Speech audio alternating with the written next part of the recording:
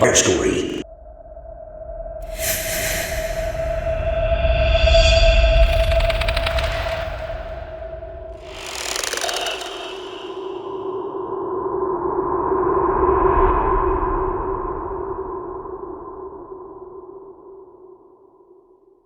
Greg thought he was prepared for a weekend of solo winter camping. And he would have been, if a sudden blizzard didn't roll in overnight. He cursed the weather app on his phone, battery now dead from the cold, for telling me it would be light flurries at worst. His tent had caved under the snow, and it took him much longer than he wanted to pack up camp and turn around. It didn't take him long at all to get lost. Everything around him was a blank, white sheet. Greg swore again, out loud this time, and set up camp for another night. Curling up in a ball and shivering, he woke up to a figure standing outside his tent door. He sighed with relief on realizing it was just a snowman, but wondered who had set one up in the night. The blizzard had covered any tracks around the tent, so he couldn't even tell which direction they had gone. After following his compass for another day, Greg was forced to set up camp for a third night, wondering how he would explain this to his boss. This time there was more than one snowman, 5 to be precise. The snow had lessened, but Greg could still not find any tracks around his tent. Not even his own. He forced himself to remain calm, as nothing productive would come from panicking. He let himself feel fear later that night when he had to set up camp again, this time keeping watch to see who was messing with him in the woods. Greg didn't fall asleep, but when the sun rose, he noticed an uncountable number of figures sounding his tent. All were snowmen, no tracks around the tent, and they seemed to stretch for miles. Panic took over. Greg kicked at one of the snowmen, screaming and swearing. The figures had frozen more overnight, so the snowmen did not budge. Angrily, Greg brought his axe out and slashed off one of their heads. He screamed again when blood splattered over the snow. The snowmen around him screeched and began to shuffle through the snow toward him. Greg shivered and held his axe defensively, but stick-like arms reached up from the headless snowman to hold him in place. The snowmen began to throw snow at Greg, some of them rushing forward and hitting him with it. He felt his body temperature decrease, unable to even scream for help, and a snowman forced snow into his open mouth. He died with a feeling of warmth, despite his skin turning black from frostbite. The authorities were baffled. They found the missing person deceased, but with no motive as to what killed him. The man, Greg, had been dismembered, his arms sticking out of one giant snowball, legs jutting out from the lower one, resembling a grotesque snowman. His head, cheeks red and lips blue, sat atop the figure, a frozen scream stuck to his face. I just got out my older brother's Nintendo 64, excited to play it. I took out Mario 64 and put it in the game console, and the game booted up. I looked at the new save, but looked at another save from my brother. Whilst clicking on it, I found out it was a new save, just labeled. Looking at the title screen, I noticed that the screen was a dim blue with the Mario 3 music, but it was in a lower pitched key. Playing at a low volume, it sounded depressing. While Mario stood there with his head down, looking sad and upset, I felt uneasy, but was very curious, and walked to the first level. Mario, still looking sad and depressed, launched into the level, but the screen went black and stayed black for about 10 seconds before making a few static sounds and cutting out. After launching into the first level, I noticed that it appeared to be night in the level, but the sky was a dim, dark red color, while the Goombas and turtles appeared to be crying blood while avoiding Mario. After completing the level, the flag at the end had a picture of Luigi on it. Strangely enough, Luigi looked dead on the inside, like he had no emotion, no remorse, like he was in pain, only not showing that he was in pain. I completed the level as it brought me back up to the main screen. I continued on to the next level where there were dead Koopas everywhere that were mutilated on the ground. Mario, still looking depressed the same as before, just stayed the same, no emotion, without color. As I continued through the levels, I noticed that every flag had Luigi's head on the design rather than Bowser's, looking gray and pale as usual. Whilst completing the levels, I soon started seeing Luigi's name scribbled in blood all over the walls of the castles. This was all too much. What was wrong with this game?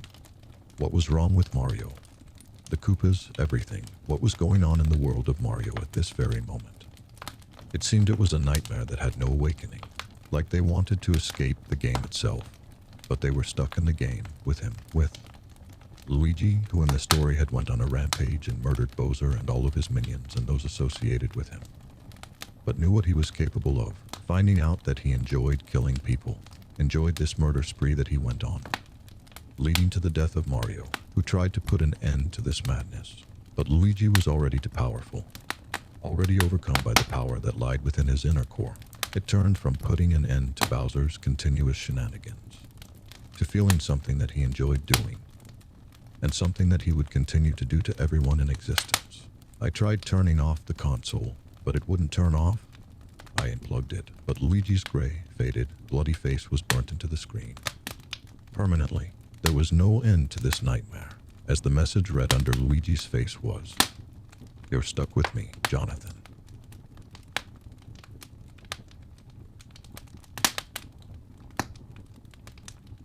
Where's it at? I barely comprehended the question. My thoughts clouded, my vision distorted and unable to focus.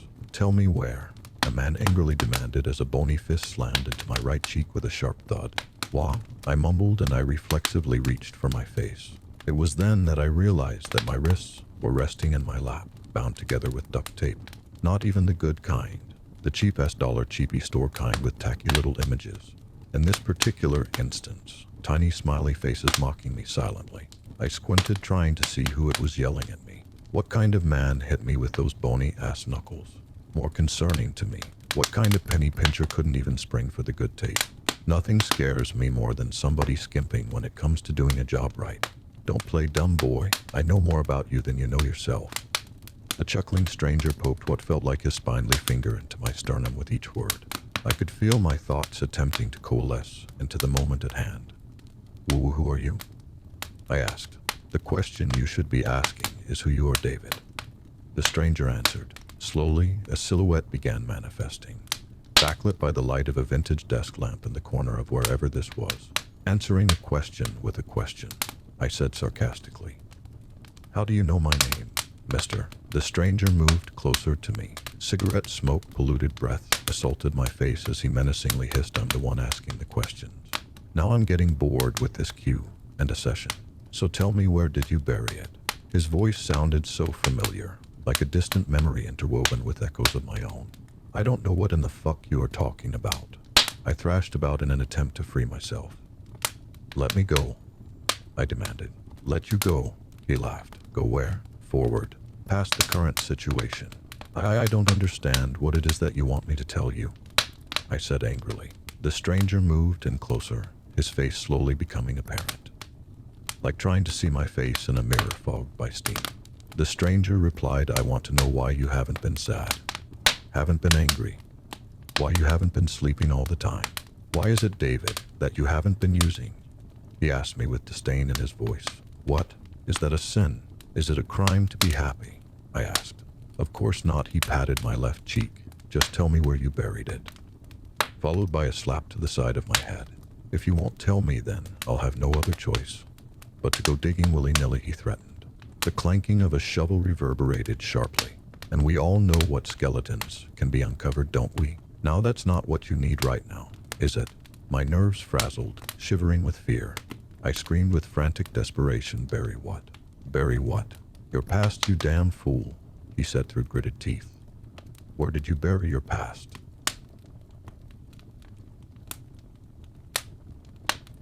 The WebEx meet goes wrong. I was on a WebEx meeting, and all of a sudden we all hear a loud, high-pitched sound. Except my teacher. One of my classmates said that it was his sister.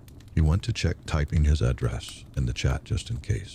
He went to check on his sister. He came back running and said that she was dead. I was the one that called the police. We all promised that we would stay on. My teacher, knowing about this, was freaking out at the time. Then someone came in his room and stabbed him with a butcher knife and said that Diana was next. That happened about a week ago, and now we can't be separated. But another kid in my class went missing. I feel like me and my sister are next. Subscribe or I will haunt your house. Thanks for hearing. See you in the next one.